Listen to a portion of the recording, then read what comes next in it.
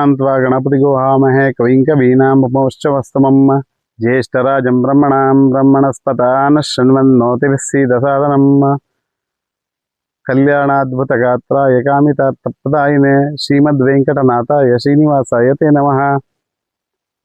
नमः शान्ताय दिव्याय सत्यधर्मस्वरूपिणे आनन्दामृततप्ताय श्रीधराय नमो नमः। ಇಷ್ಟದೇವರಾದ ಶ್ರೀ ಮಹಾಗಣಪತಿಯನ್ನ ವಂದಿಸುತ್ತಾ, ಕುಲದೇವರಾದ ಶ್ರೀ ಲಕ್ಷ್ಮೀ ವೆಂಕಟೇಶನನ್ನ ನೆನೆಯುತ್ತಾ ನಮಸ್ಕರಿಸುತ್ತಾ, ಇಷ್ಟಗುರುಗಳಾದ ಶ್ರೀಧರ ಸ್ವಾಮಿಯವರ ಪಾದಾರವಿಂದಗಳಿಗೆ ನಮಿಸುತ್ತಾ ಇವತ್ತಿನ ವಿಡಿಯೋವನ್ನು ಪ್ರಾರಂಭ ಮಾಡ್ತಾ ಇದ್ದೇನೆ. ಇವತ್ತಿನ ವಿಷಯ ತುಲಾರಾಶಿ ರಾಶಿ ಭವಿಷ್ಯ ಮೇ ತಿಂಗಳು 2026. ನೋಡಿ, ತುಲಾರಾಶಿಯವರಿಗೆ ಮೇ 2026ರಲ್ಲಿ ಗ್ರಹಗಳ ಸಂಚಾರಗಳು ಬಹಳ ಅನುಕೂಲಕರ ಆಗಿದೆ. ಬುಧ 8ನೇ ಮನೆಯಲ್ಲಿ ಗೋಚಾರದಲ್ಲಿ ಇರೋದ್ರಿಂದ ನಿಮಗೆ ಜಯ, ಲಾಭ, ಧನಲಾಭ, ಭೂಲಾಭ, ಸಮಾಜದಲ್ಲಿ ಸ್ಥಾನಮಾನಗಳು ಇನ್ನೂ ಹೆಚ್ಚಾಗುವ ಸಾಧ್ಯತೆ ಕಂಡು ಬರ್ತಾ ಇದೆ.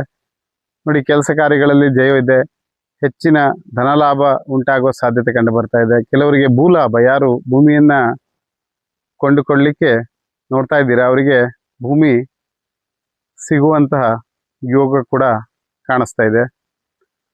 ಗುರು 9ನೇ ಮನೆಯಲ್ಲಿ ಇರೋದ್ರಿಂದ ಯಾರು ಸಂತಾನಕ್ಕಾಗಿ ಅಪೇಕ್ಷೆ ಮಾಡ್ತಾ ಇದ್ದೀರಿ ಅವರಿಗೆ ಸಂತಾನ ಭಾಗ್ಯ ಉಂಟಾಗುವ ಸಾಧ್ಯತೆ ಕೂಡ ಕಂಡು ಬರ್ತಾ ಇದೆ. ಆಸ್ತಿ ಕೊಳ್ಳುವಿಕೆ ಸಾಧ್ಯತೆ ಇದೆ, ಅಥವಾ ಬೆಳೆಯಿಂದ ಕೂಡ ಲಾಭ ಉಂಟು. ಅಂದರೆ ನೀವು ಕೃಷಿಕರು ಬೆಳೆದ ಬೆಳೆಗೆ ಯೋಗ್ಯ ಬೆಲೆ ಕೂಡ ಸಿಗುವ ಸಾಧ್ಯತೆ ಕಂಡು ಬರ್ತಾ ಇದೆ. ಆಮೇಲೆ ನಿಮ್ಮಲ್ಲಿ ಧಾರ್ಮಿಕತೆ ಹೆಚ್ಚಾಗುವ ಸಾಧ್ಯತೆ ಇದೆ, ಅಥವಾ ಧಾರ್ಮಿಕ ಕಾರ್ಯಕ್ರಮಗಳಲ್ಲಿ ಭಾಗವಹಿಸುವ ಸಾಧ್ಯತೆ ಕಂಡು ಬರ್ತಾ ಇದೆ. ಅದೇ ರೀತಿ ಕೆಲವರು ತೀರ್ಥಕ್ಷೇತ್ರಗಳ ದರ್ಶನವನ್ನ ಕೂಡ ಮಾಡುವ ಸಾಧ್ಯತೆ ಇದೆ. ಶುಕ್ರ 9ನೇ ಮನೆಯಲ್ಲಿ ಇರೋದ್ರಿಂದ ಸುಖ, ಸಂತೋಷ, ವಸ್ತ್ರ ಆಭರಣಗಳ ಖರೀದಿ, ಶ್ರೀಮಂತಿಕೆ, ವಿವಾಹ ಆಗದೇ ಇದ್ದವರಿಗೆ ವಿವಾಹ ಸಂಭವ ಕೂಡ ಕಾಣ್ತಾ ಇದೆ. ಪ್ರಯಾಣದಲ್ಲಿ ಆಸಕ್ತಿ, ಪ್ರಯಾಣದಿಂದ ಲಾಭ ಆಗ ಕೂಡ ಸಾಧ್ಯತೆ ಕೂಡ ಕಂಡು ಬರ್ತಾ ಇದೆ. ವಸ್ತ್ರ ಆಭರಣಗಳ ಖರೀದಿಯನ್ನ ಮಾಡ್ಬೋದು, ಅಥವಾ ಅದರಿಂದ ನಿಮಗೆ ಲಾಭ ಉಂಟಾಗುವ ಸಾಧ್ಯತೆ ಕೂಡ ಕಂಡು ಬರ್ತಾ ಇದೆ. ಶನಿ 6ನೇ ಮನೆಯಲ್ಲಿದ್ದಾನೆ, ಇದು ಕೂಡ ನಿಮಗೆ ಸುಖ ಸಮೃದ್ಧಿಯನ್ನ ತಂದು ಕೊಡ್ತದೆ. ಇವಷ್ಟು ನಿಮಗೆ ಶುಭ ವಿಚಾರಗಳು.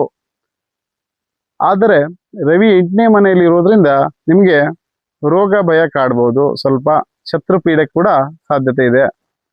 ಕುಜ 7ನೇ ಮನೆ ಇರೋದ್ರಿಂದ ಪತ್ನಿಯೊಂದಿಗೆ ಸ್ವಲ್ಪ ಜಾಗರೂಕತೆಯಿಂದ ವ್ಯವಹಾರ ಮಾಡಿ, ಪತ್ನಿಯೊಡನೆ ಕಲಹ ಉಂಟಾಗುವ ಸಾಧ್ಯತೆ ಕಂಡು ಬರ್ತಾ ಇದೆ. ಅದೇ ರೀತಿ ಆರೋಗ್ಯದಲ್ಲಿ ನಿಮಗೆ ಕಣ್ಣು ಮತ್ತೆ ಹೊಟ್ಟೆಗೆ ಸಂಬಂಧಪಟ್ಟ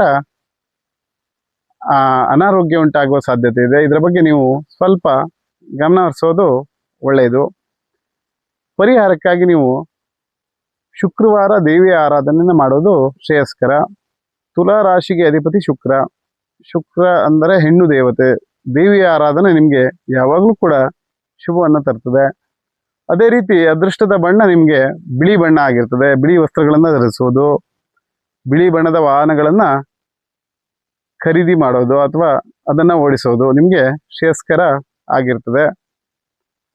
ನೀವು ಪರಿಹಾರಕ್ಕಾಗಿ ನೀವು ರವಿ ಅಷ್ಟು ಒಳ್ಳೆ ಸ್ಥಾನದಲ್ಲಿ ಇಲ್ಲದೇ ಇರೋದ್ರಿಂದ ರೋಗಗಳಿಂದ ನೀವು ಮುಕ್ತಿಯನ್ನು ಪಡೀಲಿಕ್ಕೆ ಸೂರ್ಯನ ಆರಾಧನೆ ಮಾಡೋದು ಕೂಡ ಒಳ್ಳೆಯದು. ಸೂರ್ಯ ನಮಸ್ಕಾರವನ್ನು ಮಾಡುವುದು, ಅಥವಾ ರವಿವಾರ ಆದಿತ್ಯರ ದೇವನ್ನ ಪಾರಾಯಣ ಮಾಡೋದು ನಿಮಗೆ ಶುಭವನ್ನ ತರ್ತದೆ.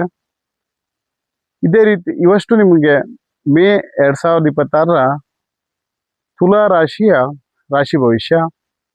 ಅದೇ ರೀತಿ ನಾವು ಜಾತಕ ಇಲ್ಲದೆ ಇದ್ದವರಿಗೂ ಕೂಡ ಶಾಸ್ತ್ರಗಳನ್ನು ಹೇಳ್ತೇವೆ, ಪ್ರಶ್ನೆಶಾಸ್ತ್ರ, ಕವಡೆಶಾಸ್ತ್ರಗಳ ಮುಖಾಂತರ.